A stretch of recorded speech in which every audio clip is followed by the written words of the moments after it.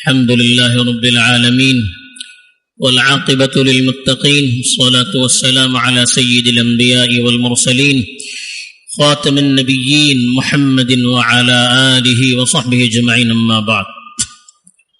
میرے دینی اور ایمانی بھائیوں، بزرگوں اور دوستوں، اسلامی معاشرے کو برباد کرنے کے لیے، اس کو اپنی خصوصیات سے خالی کرنے کے لیے، مسلمانوں کے دل سے ایمان کی حقیقت کو نکالنے کے لیے ایک زمانے سے تدبیریں ہو رہی ہیں، اور اس کے اثرات بھی مسلم معاشرے پر مرتب ہو رہے ہیں اور ظاہر ہو کر سامنے آ رہے ہیں۔ کچھ چیزیں تو کھلم کھلا ہو رہی ہیں جو ہمیں نظر آتی ہیں، جس پر ہم پریشان ہو جاتے ہیں۔ آج کل ارتداد کا مسئلہ، عورتیں مرتد ہو رہی ہیں، غیروں سے شادیاں کر رہی ہیں، حالانکہ جو فگر بیان کیا جا رہا ہے وہ بالکل جھوٹ ہے، حقیقت سے انکار نہیں ہے، لیکن جو تعداد بیان کی جا رہی ہے وہ بالکل جھوٹ پر مبنی ہے۔ مسلمانوں کو نفسیاتی طور پر توڑنے کے لیے اور غیروں کی جو لڑکیاں مسلمان ہو رہی ہے اس تعداد کو چھپانے کے لیے، اپنے ڈر کو چھپانے کے لیے اس طرح کے شوشے اٹھا رہے ہیں۔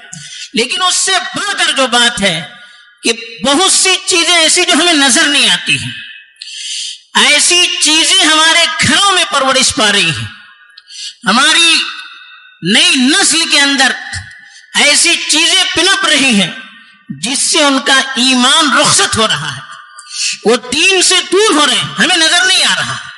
ہم اپنے ساتھ ان کو رہتے ہوئے مسلمان سمجھتے ہیں، کبھی مسجدوں میں بھی آتے ہیں، دینی اعمال میں بھی شریک ہوتے ہیں، لیکن ان کا دل و دماغ نہ اسلام کو قبول کرتا ہے، نہ اسلامی تعلیمات کو قبول کرتا ہے، بلکہ حد تو یہاں تک پہنچ چکی ہے خود اللہ کے وجود کے منکر ہو رہے ہیں۔ اور آج یہ اسلامی معاشرے کے اندر بھی یہ چیز سرایت کر رہی ہے۔ اس کو الحاد کہتے ہیں۔ الحاد کے معنی عربی میں آتے ہیں ہٹنے، کسی چیز سے ہٹنا۔ الحاد کے معنی جو شریعت میں بیان کیے جاتے ہیں وہ ہے کہ شریعت کے احکام سے دوری اختیار کرنا۔ تو شریعت کے اصطلاح میں الحاد کا جو معنی وہ بالکل عام ہے۔ شریعت کی کسی طرح سے انسان مخالفت کرتا ہے تو وہ ملحد کہلاتا ہے، لیکن بعض کی اصطلاحات میں الحاد کا مطلب یہ ہو گیا، جس کو آج کل ایتھسٹ کہتے ہیں، اللہ کا انکار کرنے والا، اللہ کے وجود کو نہ ماننے والا۔ اور ایک ایسی حقیقت ہے کہ ایک عقل مند آدمی اس حقیقت کو انکار کرے ہو ہی نہیں سکتا۔ تعجب تو مسلمانوں پر ہوتا ہے، ایمان والوں پر ہوتا ہے، جن کے دین کی بنیاد ہی اللہ کے وجود کو تسلیم کرنے پر ہے۔ اور اللہ تعالیٰ نے انسانی فطرت کے اندر اللہ کے وجود کا احساس رکھا ہے، اس کا کوئی انکار نہیں کر سکتا۔ کوئی ایسا انسان جو دین کو مانتا بھی نہ ہو، جب وہ پریشان ہوتا ہے تو وہ اللہ ہی کی طرف مائل ہوتا ہے، زندگی بھر اللہ کے وجود کو تسلیم کرے نہ کرے، لیکن جب پریشان ہوتا ہے، ساری چیزوں سے عاجز آ جاتا ہے، پھر وہ انسان اللہ کی طرف متوجہ ہوتا ہے، اللہ کے سامنے رونے اور گڑ گڑانے لگتا ہے۔ یہ تو انسانی دل کے اندر موجود پائی جانے والی چیز ہے، انسان کا احساس ہے، اسی احساس پر اللہ نے انسان کو پیدا کیا ہے۔ حدیث میں فرمایا گیا کہ اللہ تعالیٰ فرماتے ہیں انی خلقت عبادی کلہم حنفاء، کہ میں نے اپنے تمام بندوں کو حنیف بنا کر پیدا کیا۔ حنیف کا مطلب ایک اللہ کو ماننے والا، دنیا کی ساری معبودوں سے کٹ کر ایک اللہ کے سامنے اپنے آپ کو جھکانے والا، اس کو حنیف کہتے ہیں۔ اللہ نے کہا میں نے ہر انسان کو حنیف بنا کر پیدا کیا۔ فَإِنَّهُمْ أَتَتْهُمُ الشَّيَاطِينُ فَاسْتَالَتْهُمْ عَنْ دِينِهِمْ، لیکن شیطانوں نے اپنے سازشوں کے ذریعے سے، وساوس کے ذریعے سے سیدھی راہ سے ان کو ہٹا دیا ہے۔ دوسری حدیث مشہور ہے، ہم سنتے رہتے ہیں کل مولود یولد علی الفطرہ، ہر پیدا ہونے والا بچہ فطرت اسلام پر پیدا ہوتا ہے. کیا مطلب؟ یعنی اس کے دل میں توحید یہ رہتا ہے، ایک اللہ کو ماننے کی صلاحیت رہتی ہے.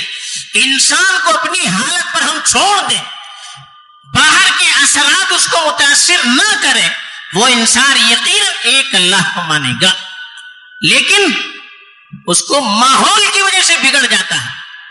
کل مولود یولد علی الفطرہ فابواہ یہودانہ او ینصرانہ او یمجسانہ. اللہ کے رسول نے فرمایا کہ اس کے والدین یعنی اس کا ماحول یا تو اس کو یہودی بناتا ہے یا نصرانی بناتا ہے یا مجوسی بناتا ہے. یعنی اپنے ماحول کو دیکھ کر وہ رنگ اختیار کرتا ہے، ورنہ اس کے دل کے اندر ایک اللہ کا عقیدہ رہتا ہی ہے، کوئی انکار نہیں کر سکتا. اسی لیے اب دنیا کی تاریخ پڑھیے، دنیا کی 90 سے زیادہ فیصد تعداد ہمیشہ اللہ کو مانتی آ رہی ہے. اللہ کے وجود کا کوئی انکار نہیں کر سکا. یہ ضرور ہے کہ اللہ کو پہچاننے میں لوگوں سے غلطی ہوئی. بعض لوگوں نے پتھروں کی پوجا شروع کی، بعض لوگوں نے دوسری چیزوں کی پوجا شروع کی. اللہ کی ذات کو سمجھنے میں غلطی ہو سکتی ہے، لیکن اللہ کو ماننے سے لوگوں نے انکار نہیں کیا. اس لیے کہ ایک فطری چیز ہے، ہر تاریخ کے ہر دور میں زیادہ اکثریت اور میجورٹی ان کی رہی ہے جو اللہ کو ماننے والے ہیں. اللہ کے انکار پر عقیدہ رکھنے والے، اللہ کو انکار کرنے والے لاکھوں میں 1-2 رہے ہوں گے، ورنہ اکثریت اللہ کو ماننے والے رہی. یہاں تک کہ فرعون، موسیٰ علیہ السلام کے زمانے کا جو فرعون، اس نے اپنی قوم کو اپنی طرف لانے کے لیے اللہ کا انکار نہیں کیا. انہوں نے کہا انا ربکم الاعلی، سب سے بڑا رب میں ہوں. معلوم ہے کہ رب کا انکار کوئی کر نہیں سکتا عقل مند شخص، اسی لیے کہا میں ہی سب سے بڑا رب ہوں. تو اس کو بھی معلوم تھا، فرعون جیسا ظالم بادشاہ اس کو بھی معلوم تھا کہ اللہ کو مانے بغیر کوئی رہ نہیں سکتا دنیا میں. اسی لیے اس نے کہا میں سب سے بڑا رب ہوں. اسی لیے دیکھیے انبیاء کی کتابوں کو پڑھیے، انبیاء کی کتابیں آج بھی مختلف شکلوں میں باقی ہیں. بہت سی کتابوں کے اندر تبدیلیاں ہو چکی ہیں، لیکن اس کے اندر اللہ کا تصور، ایک اللہ کا تصور آج بھی باقی ہے، اور لوگوں نے اس کو قبول بھی کیا. اور سب سے بڑھ کر ہمارے اور آپ کے آقا حضرت محمد مصطفیٰ صلی اللہ علیہ وسلم کی ذات ہی ایک معجزہ، انبیاء کی تاریخ ہی ایک معجزہ ہے کہ سارے مخالف دور میں، مخالف معاشرے میں تنے تنہا کھڑے ہو کر ایک اللہ کی دعوت دینا اور ساری دنیا کی مخالفت کو مول لینا سوائے اللہ کی مدد کے اللہ پر یقین کے ہو نہیں سکتا. نبیوں کی ذات خود اللہ کے وجود پر دلالت کرتی ہے. اللہ کے نبی کی کتاب بھری پڑی ہے ایسے دلائل سے جو اللہ کے وجود کو ثابت کرتے ہیں. اللہ نے پوچھا ان سے جو کہتے ہیں کہ اللہ نہیں ہے کہ ام خلقوا من غیر شیء ام هم الخالقون، کیا یہ بغیر کسی چیز کے ایسے ہی پیدا ہوئے یا وہ خود انہوں نے اپنے آپ کو پیدا کیا؟ کیسے ہوئے؟ دنیا میں تو آئے تو کچھ تو ہونا ہے، بغیر کسی کے پیدا کیے وہ کیسے پیدا ہوئے؟ کیا انہوں نے اپنے آپ کو خود سے پیدا کیا؟ اللہ نے ان سے پوچھا. آپ اپنے آپ پر غور کیجیے اور جواب دیجیے. قرآن کے اندر ایسی پیشن گوئیاں ہے کہ آج کی سائنس اس کو ثابت کر رہی ہے، حالانکہ 1500 سال پہلے کچھ بھی نہیں تھا، لیکن آج قرآن کی آیتوں میں ایسی حقائق اس کو ثابت کر رہی ہے آج کی سائنس، جس سے معلوم ہوتا ہے کہ یہ قرآن اللہ کی کتاب ہے. اللہ کے نبی صلی اللہ علیہ وسلم نے اس دور میں ایسی باتیں بتائی، آج دنیا اس کی تصدیق کر رہی ہے، آج وہ کھل کر ہمارے سامنے آ رہی ہے. یہ بات یہی بتاتی ہے کہ اللہ کے رسول اللہ کی طاقت کے ذریعے بولتے تھے، وحی کے ذریعے بولتے تھے، خود بولتے نہیں تھے. وما ينطق عن الهوى ان هو الا وحی یوحى، اپنی مرضی سے وہ بولتے نہیں ہیں، وحی کی وجہ سے بولتے ہیں. پھر انسان کو اللہ نے عقل دی، انسان خود غور کرے. دنیا میں کوئی چیز ایسی بنتی نہیں ہے جس کو بنانے والا کوئی نہیں ہو. دنیا میں کوئی چیز ایسی نہیں ہے جو از خود چلتی ہو جس کو کوئی چلانے والا نہ ہو، ایسی کوئی چیز نہیں ہے. جب دنیا میں کوئی چیز بغیر کسی کے بنائے ہوئے بن نہیں سکتی، جب دنیا کی کوئی چیز بغیر کسی کے حرکت دیے ہوئے حرکت نہیں کر سکتی، تو اتنی بڑی کائنات، اتنی بڑی دنیا بغیر کسی کے بنائے ہوئے خود وجود میں آ سکتی ہے؟ عقل آپ کو تسلیم کر سکتی ہے اس کو؟ دنیا کی یہ ساری چیزیں بغیر کسی کے بنائے ہوئے حرکت کر سکتی ہے؟ اگر دنیا اپنے آپ سے چلتی تو پھر دنیا کے نظام میں تبدیلی کیوں آتی ہے؟ کبھی زلزلے کیوں آتے ہیں، کبھی طوفان کیوں آتے ہیں، کبھی سیلاب کیوں آتے ہیں، کبھی بارش ایک وقت پر ہوتی ہے، کبھی دوسرے وقت پر، کبھی زیادہ ہوتی ہے، کبھی کم ہوتی ہے؟ ایسا کیوں ہوتا ہے؟ اگر دنیا اپنی مرضی سے چلتی تو بارش ہمیشہ یکساں ہونی چاہیے، دنیا کے حالات یکساں ہونے چاہیے تھے، کبھی یہ سورج گرہن، کبھی یہ چاند گرہن، کیوں ہوتا ہے؟ یہ اللہ اپنے نظام کو بتانا چاہتے کہ یہ دنیا از خود چلتی نہیں ہے، بلکہ دنیا کو ساری کوئی چیز بنائی ہوئی ہے، دنیا کسی کی بنائی ہوئی ہے، دنیا از خود دنیا کا نظام چلتا نہیں ہے، ایک اللہ ہے جو دنیا کے نظام کو چلاتے ہیں۔ یہ بتلانے کے لیے اللہ تعالیٰ اپنے سسٹم کے اندر تبدیلیاں لاتے رہتے ہیں۔ اس طرح کے ہزاروں حقائق ہیں، اس پر خود انسان غور کرے، آدمی کو خود بخود معلوم ہوگا کہ کوئی بنانے والا ہے۔ حضرت علی کی طرف منسوب ہے، انہوں نے کہا کہ عرفت ربی بفسخ العزائم، میں ارادہ کرتا ہوں کہ فلاں کام کروں گا، لیکن میرا کام نہیں ہوتا ہے، وہ ارادہ پورا نہیں کر پاتا ہوں۔ اس سے مجھے معلوم ہو گیا کہ کوئی میرا رب ہے جو مجھے چلاتا ہے۔ اگر میں اپنی مرضی سے چلتا ہوتا، میرا ہر ارادہ میں پورا کر سکتا تھا، میری ہر خواہش میں پورا کر سکتا تھا، لیکن میں سوچتا کچھ ہوں، ہوتا کچھ ہے، تو مطلب یہ کہ کوئی مجھے چلانے والا ہے، میں خود چلنے والا نہیں ہوں۔ یہ حضرت علی رضی اللہ تعالیٰ عنہ کی جو بات ہے، اگر صرف انسان اسی پر غور کرے، بہت سے اس کے شکوک اور شبہات دور ہو سکتے ہیں۔ لیکن ایسا ہو کیوں رہا ہے کہ ایک اللہ کو ماننے والے اللہ کے وجود کا انکار کیوں کر رہے ہیں؟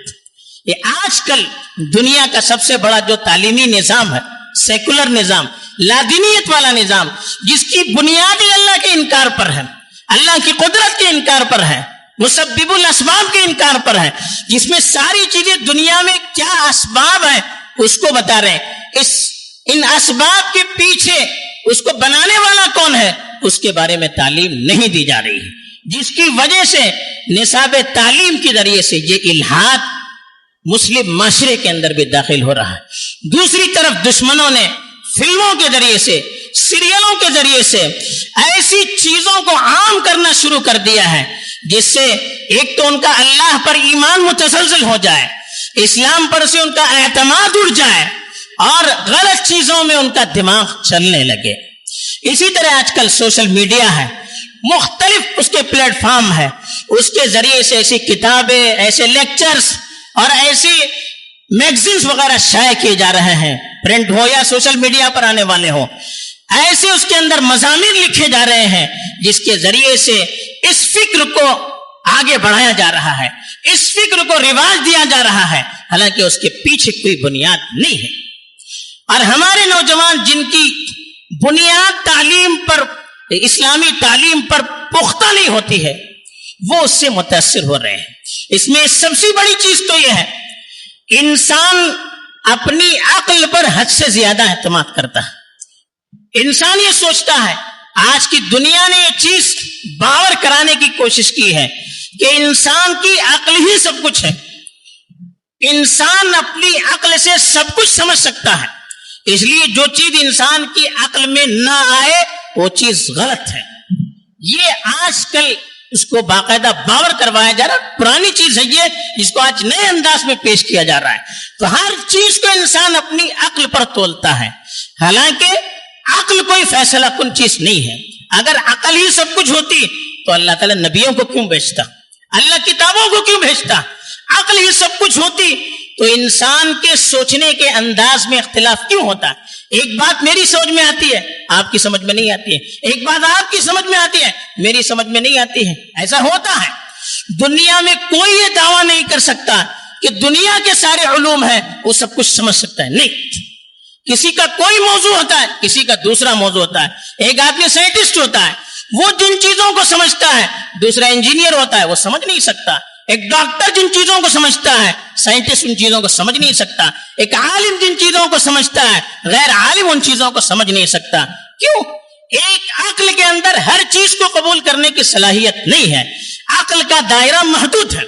عقل کے اندر کچھ صلاحیتیں ہیں، جتنی اس کی صلاحیت ہے، کیپیسٹی ہے، اس کے مطابق وہ سمجھ سکتی ہے، اس سے زیادہ کو سمجھا نہیں جا سکتا.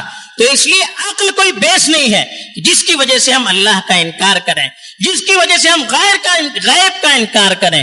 اسلام کی بنیاد تو غیب پر ہے. غیب کا معنی وہ چیزیں جو ہم دیکھ نہیں سکتے. والذین یؤمنون بالغیب، کہا کہ متقی تو وہ ہیں، قرآن سے فائدہ اٹھانے والے تو وہ ہیں جو غیب پر ایمان رکھتے ہیں. غیب کا مطلب ہی ہے کہ کچھ چیزیں وہ ہیں جو ہمیں نظر نہیں آتی ہیں. اللہ کی ذات نظر نہیں آتی ہے، جنت جہنم کے مناظر نظر نہیں آتے ہیں، قبر کے مناظر نظر نہیں آتے ہیں، آخرت کی چیزیں نظر نہیں آتی ہیں. ان چیزوں کے اگر عقل کو بنیاد بنائیں گے ان ساری چیزوں کا ہمیں انکار کرنا پڑے گا. آج یہ عقل کو حد سے زیادہ، عقل کا جو دائرہ ہے، اس کی جو کیپیسٹی ہے، اس کی جو باؤنڈری ہے، اس سے آگے بڑھانے کی کوشش کی جا رہی ہے، جس کی وجہ سے عقل عاجز آ جاتی ہے، بے بس ہو جاتی ہے، سمجھنے سے عاجز آ جاتی ہے. تو آدمی اپنی عقل کو قصوروار نہیں کہتا، اس چیز ہی کا انکار کرتا ہے. یہ بہت بڑی بیوقوفی ہے. انسان اگر عقل کو استعمال کرے، اس کی عقل خود بتائے گی میں مکمل نہیں ہوں، میرے اندر بھی کمزوریاں ہیں. بہرحال یہ چیزیں ہو رہی ہیں. اب ان چیزوں کی وجہ سے پورا معاشرہ برباد ہو رہا ہے. آج اچھے دینی معاشرے کے اندر ایسے نوجوان ہمیں نظر آتے ہیں، خاص طور پر نوجوان لڑکیاں نظر آتی ہیں جو یا تو آخرت سے انکار کر رہی ہیں، یا قبر کی جو عذابات ہیں، قبر کے مرائل ہیں، اس کو تسلیم کرنے پر قادر، اس کو تسلیم کرنے کے موڈ میں نہیں ہے. وہ اسلامی تعلیمات ہیں، پردے کا سسٹم ہے، طلاق کا سسٹم ہے، وراثت کا سسٹم ہے، حقوق کا سسٹم ہے، اس کو ماننے کے لیے تیار نہیں. پھر ان کا ایمان کہاں باقی رہے گا؟ نام کے مسلمان رہنے سے، یا ان کے آئیڈینٹی کارڈ پر مسلمان نام رہنے سے، یا حکومت کی فہرست میں وہ مسلم ذات والا رہنے سے اللہ کے یہاں کوئی مسلمان ہوتا نہیں ہے. آج اس کی ہمیں فکر کرنے کی ضرورت ہے. یہاں تک بات پہنچ چکی ہے کہ اللہ کو ماننے سے بھی کچھ لوگ انکار کر رہے ہیں. ایک فیشن بن چکا ہے، اور اچھے مسلم معاشرے کے اندر یہ چیزیں پنپ رہی ہیں. آج عالم اسلام میں بھی لوگ پریشان ہیں. ایسے لوگوں کی کثرت ہو رہی ہے جو یہ دعویٰ کرتے ہیں کہ اللہ کو مانتے نہیں ہیں. پھر وہ مسلمان کہاں رہیں گے؟ ان کا ایمان کہاں رہے گا؟ یہ کیوں ہو رہا ہے؟ بنیادی گھر کی تربیت ٹھیک نہیں ہے. آج اگر ہم چاہتے ہیں کہ اپنی نسل کو ایمان پر باقی رکھنا ہے تو گھر کے اندر ان کو صحیح تربیت دینے کی ضرورت ہے. ہم یہ سوچتے ہیں کہ ہمارا بیٹا ہے، ہم جہاں چاہیں اس کو بھیج دیں، جس اسکول میں چاہے بھیج دیں، جس کالج میں چاہے بھیج دیں، جس علاقے میں چاہے بھیج دیں، ہم بھیج دیتے ہیں، لیکن تربیت نہیں کرتے ہیں. اس کی وجہ سے وہاں جا کر وہ متاثر ہو جاتا ہے اور اس کا ایمان آہستہ آہستہ اس سے رخصت ہو جاتا ہے. پہلے اس کی صحیح تربیت کریں، اس کو اس کی دین کی بنیاد کو مضبوط کریں، عقیدے کو مضبوط کریں، اسلامی تعلیمات پر اس کے اعتماد کو بحال کریں، اس کو اس پر بھروسہ کرنے والا بنائیں، اور اس کی تعلیم سے اس کے ذہن و دماغ کو پہلے متاثر کریں.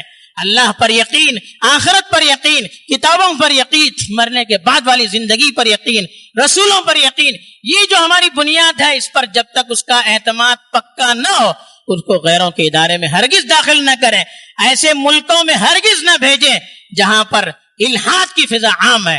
اگر ہم نے بھیج دیا تو ہم ذمہ دار ہوں گے. میرا لڑکا، میری اولاد اللہ نہ کرے، اس ماحول میں ہم نے ان کو بھیج دیا اور اس سے ان کا ایمان رخصت ہوا، ہم اس کے ذمہ دار ہوں گے. کلکم راعٍ وکلکم مسئول عن رعیتہ، ہر آدمی ذمہ دار ہے. ہر آدمی سے اس کے ماتحتوں کے بارے میں، اس کی اولاد کے بارے میں، اور جن کی وہ تربیت کرتا ہے، جن کی وہ ذمہ داری سنبھالتا ہے، ان کے بارے میں پوچھا جائے گا. اور اچھا ماحول ان کو فراہم کریں. ماحول جب اچھا ملتا ہے لوگ اچھے بنتے ہیں. ماحول جب خراب ملے گا تو بچے بھی خراب بنیں گے. اس کے لیے ہمیں کوشش کرنے کی ضرورت ہے. اللہ تعالی ہمیں اس مرض کو سمجھ کر اس کے لیے مقابلے کے لیے تیار ہونے کی اور اپنی حفاظت